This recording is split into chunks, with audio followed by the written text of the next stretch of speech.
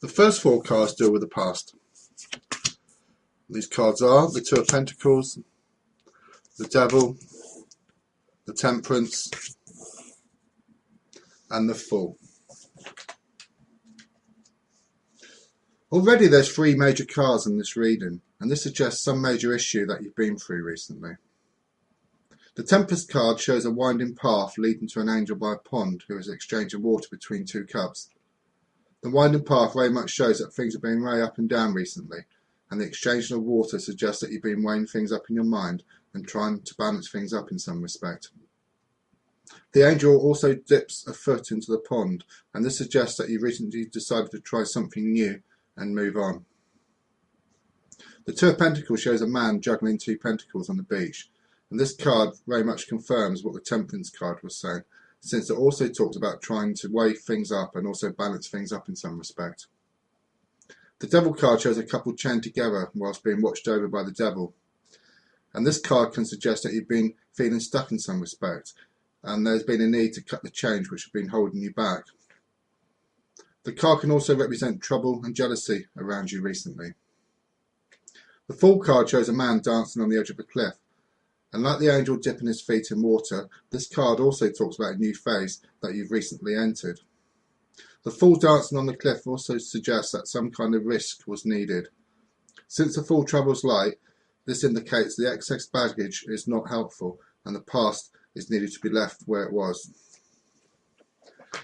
The next three cards deal with the present, and the cards I get are the Sun, the Seven of Wands, and the Nine of Swords. At the centre of all of this is a man fighting through some sticks with the one he has in his hands. The card is very much about frustrations around the situation, as well as trying to fight through. But since the stick the man is holding is larger than the ones on the ground, this suggests that you're starting to get on top of things. The Sun card and the Nine of Swords are really quite opposite, where the Sun card talks of bright happenings and good things, whereas the Nine of Swords shows a person up late at night, crying, and indicates sadness.